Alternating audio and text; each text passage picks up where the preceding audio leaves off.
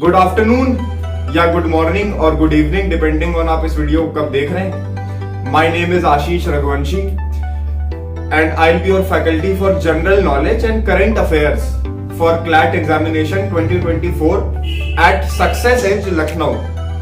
So a brief introduction about myself first. I have done my BA LLB honors from Dr. Ram Manohar Lohia National Law University. I have been teaching for the past 2.5 years and I have given few students to good top NLUs. And apart from teaching, I also have a passion for reading law, for educating, for discussions, deliberations, studying general knowledge, and I also practice law at the High Court of Judicature at Allahabad High Court, Lucknow bench. तो ये था मेरे बारे में brief introduction. अब सबसे पहली चीज तो ये कि आई नो जीके वाले सेक्शन में, I hope you also know कि क्लैट एग्जामिनेशन में जीके वाला section carries a massive weightage. Around 35 to 39-40 questions come from GK section alone. And उसके साथ साथ ट्विस्ट वाली चीज ये भी है कि there is a dreaded fear, एक फियर है जीके को लेके, because no matter how much you study you tend to forget what you did last night. I am correct? आपने जो एक रात पहले पढ़ा वो अगले दिन आपके दिमाग से निकल ही जाता है। तो एक समस्या ये है, सबसे पहली समस्या कि सर याद कैसे रखें। दूसरी समस्या ये है जीके में कि सर क्या क्या पढ़ें। अगर हम एक साल का टाइम पीरियड भी ले लें, if we take approximately 1 year, there are many events in that 1 year which you might think are important, but ऐसा भी तो हो सकता है कि आपको जो लग रहा है वो ट्रू ना हो। तो चिंता मत करिए, इन्हीं दो चीजों को खत्म करने के लिए फैकल्टी और कोचिंग का काम यही होता है कि आपको डायरेक्शन दे पढ़ने का, आपको रिवाइज कराए, आपको एनवायरनमेंट दे, आपको एटमॉस्फेयर दे ऐसा कि जो आप पढ़ रहे हैं, देखिए पढ़ तो आप खुद भी सकते हैं, लेकिन आपको एक डायरेक्शन की जरूरत होती है, specially in competitive exams at the level like CLAT. CLAT का लेवल बहुत अच्छा है और पिछले 3-4 सालों से 2020 के बाद से जब से पैटर्न चेंज हुआ है, I am sure you have also realised कि अब केवल रटने से काम नहीं चलेगा, अब केवल लीनियर स्टडीइंग से काम नहीं चलेगा, आपको अपने माइंड को एक्सपैंड करना पड़ेगा, चीजों को समझना पड़ेगा।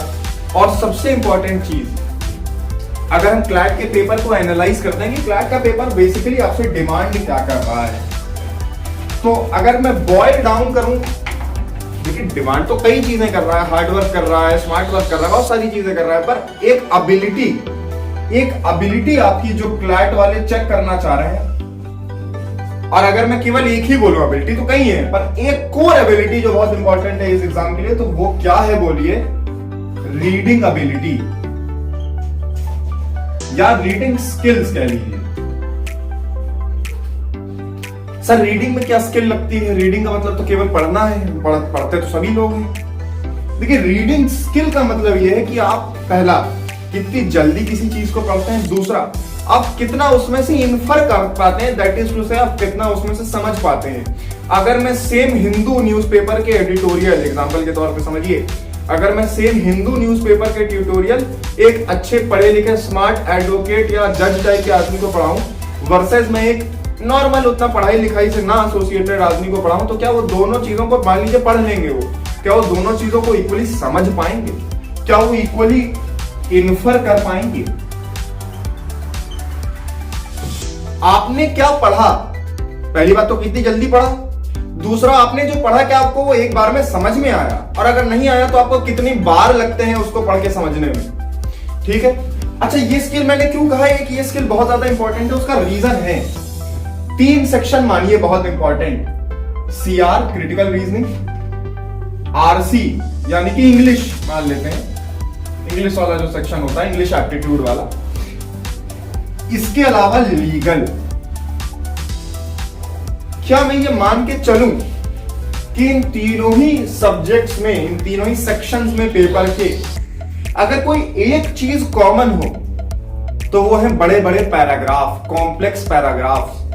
तो क्या मैं ये भी मान सकता हूं कि उन पैराग्राफ के आंसर्स को डिराइव करने के लिए, उन पैराग्राफ्स को सॉल्व करने के लिए, क्लैट में नंबर लाने के लिए अगर आपकी ये एबिलिटी पहले से शार्पेंड होगी, बिल्कुल स्टोन की जैसी ठोस होगी, मजबूत होगी, आपने अगर इसे डेवलप किया होगा, तो एक तो आप ये कर भी ले जाएंगे ज्यादा एक्यूरेसी के साथ, दूसरा आप टाइम भी कम लगाएंगे।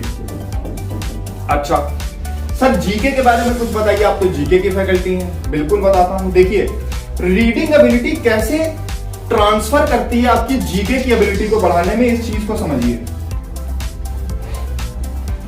रीडिंग और जनरल नॉलेज या करंट अफेयर्स की नॉलेज डायरेक्टली प्रोपोर्शनल है। दैट इज टू से, आप जितना पढ़ेंगे, ऑब्वियस सी बात है, आप उतना जानेंगे। ठीक है, उतना याद रख पाए ना रख पाए, बार बार रिवाइज करके अगर आप सेम चीज पढ़ेंगे तो अपने आप याद हो जाएगी। रटने के पीछे मत भागिए। एक और दिक्कत, रोट लर्निंग, जिसको रटना कहते हैं, ये करने की आप अगर कोशिश करेंगे तो आप खत्म हो जाएंगे। आप जीके पूरी याद ही नहीं कर सकते। आप एग्जाम्पल के तौर पे समझिए, कितने सारे डे होते हैं एक साल में, है ना। कॉन्स्टिट्यूशन डे है, लॉ डे जिसको कहते हैं, उसके अलावा आपका ह्यूमन राइट्स डे है, गर्ल चाइल्ड वाला डे है, इंटरनेशनल और नेशनल दोनों, इन्वायरमेंट डे है, टॉयलेट डे है, बहुत सारे डे हैं। तो ये कैसे याद रहेंगे? इसके अलावा बहुत सारे अवार्ड फंक्शन ईयर्स हैं इस साल। ये मान लीजिए एग्जांपल के तौर पे कॉमनवेल्थ गेम किस ईयर से चालू हुआ। तो ये तो चीजें अगर आप रटने बैठ गए ये सोच के कि मैं रट लूंगा, तब तो बड़ी समस्या हो जाएगी। तो वापस आप आएंगे मेरे ओरिजिनल पॉइंट पे, आप जितना रीड करेंगे चीजों को, उतनी आपकी ओवरऑल नॉलेज बढ़ेगी। और जितना आपको फैकल्टी, मैं और कोचिंग इंस्टीट्यूट जो क्लैट वाले फैक्ट्स हैं,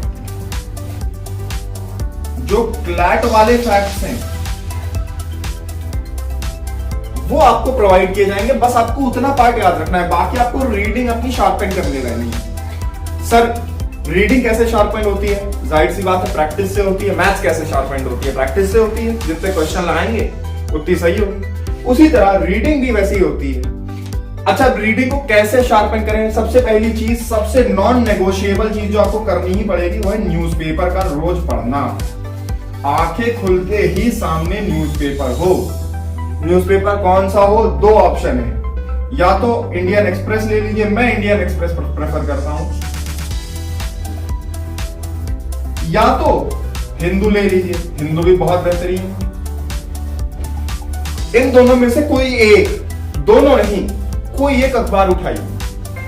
ठीक है, आप जब अखबार उठाएंगे तो उसमें कई न्यूज होती हैं, कई पेजेस होते हैं। सर, उसमें से पढ़ना क्या क्या है? सबसे पहले तो आपको एडिटोरियल पढ़ना है।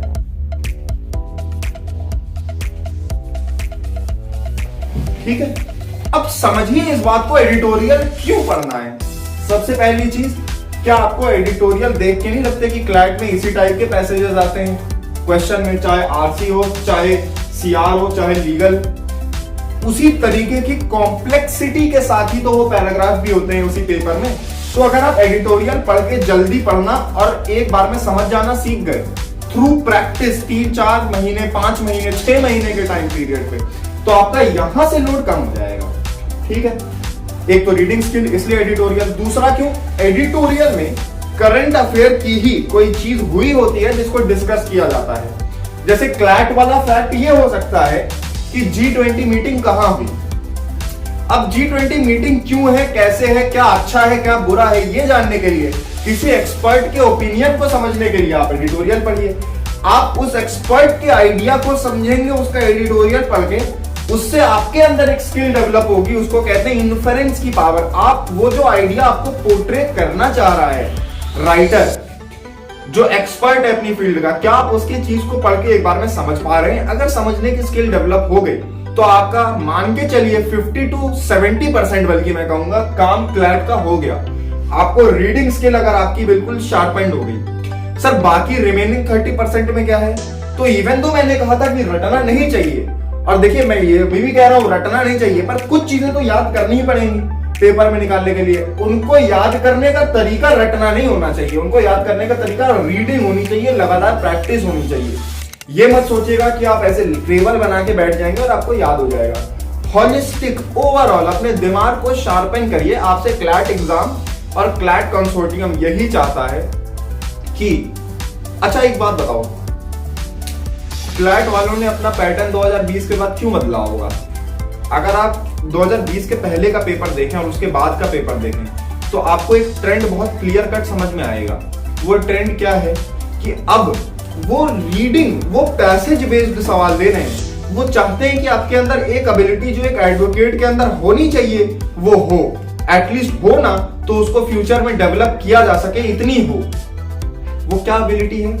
मान लीजिए आप एडवोकेट बन गए, जज बन गए, ठीक है, आपके पास केस आ रहे हैं, केस फाइल आ रही है। अब भैया वो तो 100-100, 150-150, 200 बनने के हैं और आपको पढ़ के अगले दिन ही प्रिपेयर करना है। हो सकता है कि आप कोर्ट पहुंचे और आपको 20 मिनट पहले केस फाइल मिली हो, आपको तुरंत पढ़ के समझना है और जज के सामने देना है। भाई ये तो रिक्वायरमेंट होगी ना, होनी चाहिए ना, ये तो एबिलिटी एक एडवोकेट में। अगर मैं एक इंजीनियर की स्किल आपसे पूछूंगी क्या स्किल चेक करता होगा इंजीनियरिंग का पेपर, तो आप कहेंगे सर मैथमेटिकल एबिलिटी चेक करता होगा, एनालिटिकल लॉजिकल थिंकिंग चेक करता होगा। बिल्कुल उसी तरह एक लॉयर के लिए जो चीज इंपॉर्टेंट है, रीडिंग स्किल, इन्फरेंस स्किल और क्रिटिकल रीजनिंग, वो आपका पेपर चेक करता है, ठीक है। और मैथ वाला सेक्शन थोड़ी सी आपकी एनालिटिकल एबिलिटी भी चेक कर लेता है, मैथमेटिकल एबिलिटी भी चेक कर लेता है। तो आपको ओवरऑल अपने दिमाग को शार्पन करना है और इस प्रोसेस को प्रिपरेशन के क्लैट के लिए एक चैलेंज की तरह तो लेना है, पर लोड नहीं लेना है, अपने आप को बेटर करना है हर दिन। आज मैं उठा, आज मैंने क्या पढ़ा, आज मैंने क्या सीखा, कितनी रीडिंग करी और अगले दिन मैं क्या करूंगा, फिर अगले दिन वही चीज की। अगर आप डे बाय डे बेसिस पे करेंगे तो क्लैट क्या कोई भी एग्जाम निकाल लेंगे। और क्लैट की स्पेसिफिक स्किल तो मैंने आपको बता ही दी। अच्छा, अब आते हैं मेरे सेक्शन पे, that is GK and current affair. देखें,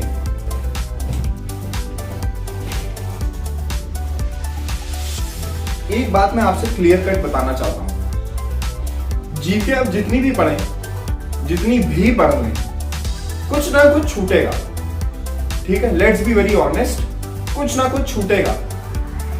तो क्या हम पैनिक कर जाएं? क्या हम 10 जगह भागें? क्या हम सब कुछ करने की कोशिश करने लगे दूसरे सेक्शंस को छोड़ के? नहीं, आपको जो करना है वो आपको कोचिंग बताएगी, to the best of its ability बताएगी। और मान के चलिए प्रोबेबिलिटी के सेंस में, हालांकि इस साल का पेपर तो अगर आप किसी से भी पूछेंगे जीके का तो it was very random, it was quite difficult, moderate to difficult, it was very random. No matter what you studied, no matter how probable you thought, जितना आपने सोचा हो कि ये तो आएगा ही आएगा, वो नहीं आया। हमने कोचिंग में जो प्रेसिडेंट से रिलेटेड चीजें कराई थी और प्रेसिडेंट से रिलेटेड जो क्वेश्चन पूछे थे, स्पेशली जैसे who was the first Dalit president of India, ये हमारी कोचिंग का एग्जैक्ट क्वेश्चन। तो approximately 25% of the paper this year in 2023 वाला जो क्लैट है, दैट जो कि अभी दिसंबर 2022 में हुआ है, उसमें वी कवर 25%। तो where am I getting with all of this? What I am trying to explain to you कि cover as much as you can and do that solidly. जितना कर रहे हो, अगर उसमें से सवाल आ जाए तो नहीं छोड़ोगे, ये गारंटी होनी चाहिए, ठीक। जितना कर रहे हो वो सॉलिड करो पहले, ठीक है। अच्छा, इसके बाद जीके पढ़ने की सही अप्रोच क्या होनी चाहिए करंट अफेयर पढ़ने की? एग्जाम्पल के तौर पे लेते हैं कुछ चीजें। हमने पढ़ा पिछले साल कि हमें 75 ईयर्स हो गए इंडिपेंडेंस, ठीक है। तो हमने ये सुना कि आजादी का अमृत महोत्सव, मैं इसे AKAM लिख दे रहा हूं, सेलिब्रेट हुआ। हमने एक और चीज सुनी कि रेड फोर्ट से हमारे जो प्राइम मिनिस्टर हैं, PM ने एक स्पीच दी, बिल्कुल दी, ठीक है। उस स्पीच में उन्होंने कुछ लेसर नोन फ्रीडम फाइटर,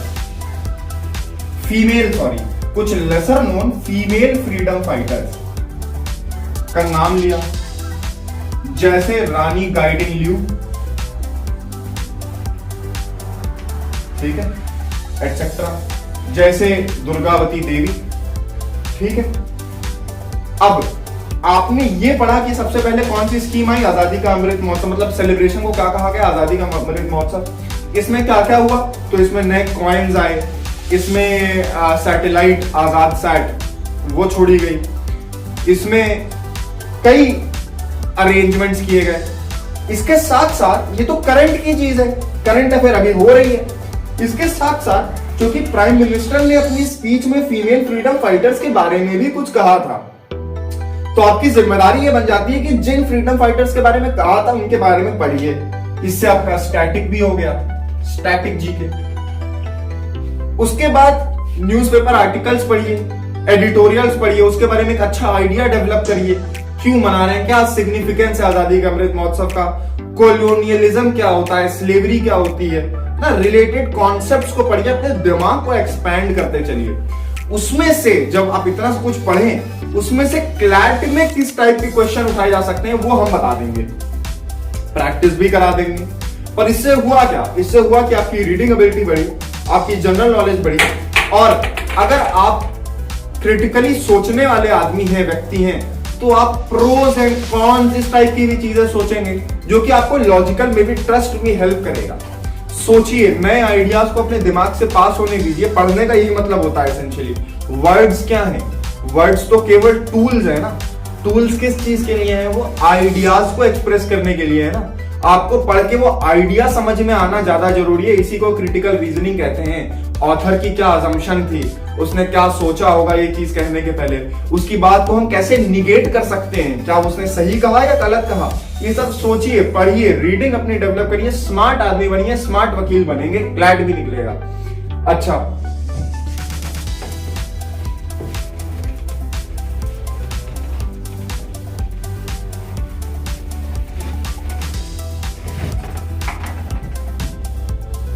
उसके अलावा सर कितना पढ़ें एक दिन में? देखिए, ये फिजूल का सवाल है, ये इसका कोई एक आंसर हो नहीं सकता।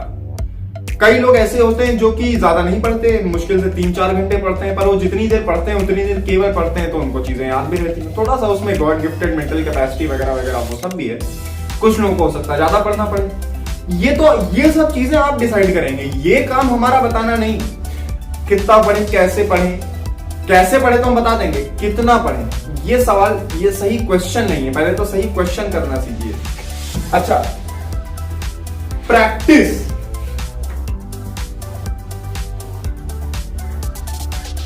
एक बहुत इंपॉर्टेंट एस्पेक्ट है क्लैट एग्जामिनेशन का। क्यों? क्योंकि इस साल भी ये चीज देखी गई। क्या देखी गई कि जीके का सेक्शन थोड़ा सा रैंडम कर दिया उन्होंने। तो कई बच्चों का पहले ही उन्होंने, क्योंकि वो सबसे पहले जीके करते थे, उन्होंने जैसे ही जीके का सेक्शन देखा, ये सबके साथ हुआ ऑल ओवर इंडिया, उन्होंने जैसे ही जीके का सेक्शन देखा, उनका कॉन्फिडेंस लेवल एकदम से झटका खा गया। तो इससे हुआ ये कि वो डगमगा गए। इससे उन्होंने टाइम ज्यादा दे दिया जीके को। टाइम ज्यादा दे दिया तो पेपर वैसे ही लेंदी था, दूसरे पार्ट लेंदी थे, तो उनके दूसरे क्वेश्चन छूट भी गए। और साइकोलॉजिकल इफेक्ट हो जाता है ना, अगर आपको पहले कुछ क्वेश्चन ना आए तो आपको ऐसा लगता है कि हे भगवान, अब तो पेपर खत्म। इसी चीज को दूर करती है प्रैक्टिस। आपको पेपर देने की स्किल आनी चाहिए। जो आता है, जो नहीं आता छोड़ के आगे बढ़ो। टाइम लिमिट,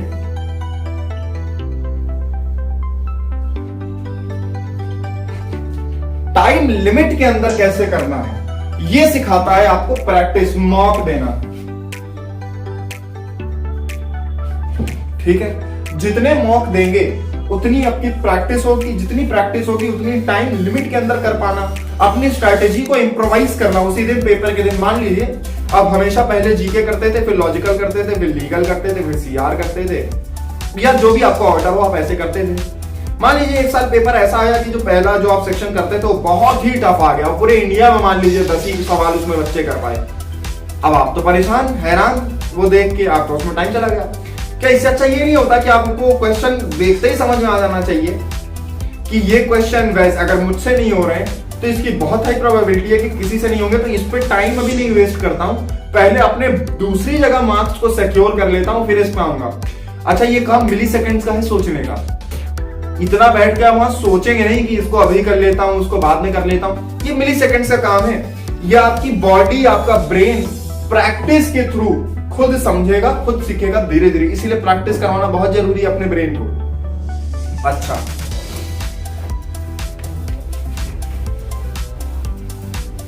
हम सक्सेस एज में अप्रोक्सीमेटली 38-40 50 के आसपास मॉक करा देते हैं, और ये नंबर इसके भी ऊपर चला जाता है अगर हम टेक इनटू अकाउंट कर लें अपना क्लास की वर्कशीट्स को। Practice is very essential, never forget. अच्छा, इसके बाद इसके अलावा क्या चीजें हो सकती हैं जो हमें रोक सकती हैं या हमारा टाइम वेस्ट कर सकती हैं, या फिर हम गलत डायरेक्शन में जा रहे हैं पढ़ते समय। तो सबसे इंपॉर्टेंट चीज जो मैं एम्फसाइज करना चाहूंगा इस चीज पे कि देखिए, रेलेवेंट रहिए। ठीक है, रेलेवेंट रहने का क्या मतलब है? प्रीवियस ईयर क्वेश्चन पेपर देखिए क्लैट के, एग्जामिनर्स के माइंड में घुसने की कोशिश करिए कि किस टाइप के सवाल पूछना चाह रहे हैं, और उस डायरेक्शन में जो कि आपको प्रोवाइड की जाएगी कोचिंग में, उसी में पढ़िए, भटकिए मत इधर उधर। दूसरा, जितना मैं कहूं या फैकल्टी कहे उतना डेली बेसिस पे प्रैक्टिस होनी चाहिए। अगर आप ये सोचते हैं, अच्छा कुछ लोग इस विचारधारा के भी होते हैं, इस आइडियोलॉजी के, कि सर अभी क्यों मॉक दें, पहले पढ़ लेते हैं 3-4 महीने, उसके बाद मॉक देंगे जब पढ़ ले। देखिए ये बकवास बात है। उसका रीजन ये है कि आप कभी इतना नहीं पढ़े होंगे कि आपको एकदम कॉन्फिडेंट हो कि हाँ आप सब पढ़ लिया है, आप मॉक दे सकते हैं, ऐसा कभी नहीं होगा। और एक और रीजन है, क्लैट का पेपर एप्टीट्यूड चेकिंग पेपर है।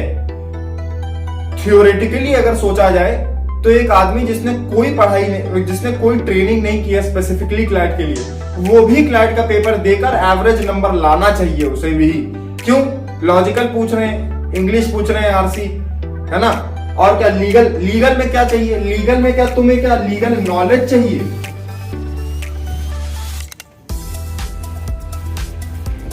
लीगल रीजनिंग वाले सेक्शन में लीगल नॉलेज मत लगाना बिल्कुल भी। हो सकता है लीगल से रिलेटेड कोई चीज रही हो जो कि जीके का पार्ट बन गई हो, जैसे digital personal data protection bill है। अब ये डेटा प्रोटेक्शन बिल जीके की चीज बन गई, आप उसको पढ़ेंगे तो डेटा प्रोटेक्शन बिल को, लेकिन आप उसको लीगल नॉलेज की तरह नहीं पढ़ेंगे, जनरल नॉलेज की तरह पढ़ेंगे। आपको लॉ नहीं पढ़ना है, आपको लीगल रीजनिंग सीखनी है कि हम एक पैराग्राफ में से कैसे निकालें वो चीज जो हमारे लिए इंपॉर्टेंट है, वो लीगल प्रिंसिपल, और उसे कैसे अप्लाई करें नीचे वाले फैक्ट पे, और इसे कैसे तेजी से करें। ठीक है, अच्छा, okay, this was your orientation. I hope आपको रफ आइडिया हो गया। प्लीज हमारे साथ जर्नी को ज्वाइन करिए और डे 1 से मेहनत पे लग जाइए और कॉन्फिडेंस रखिए अपने अंदर कि क्लैट हो जाएगा। Thank you.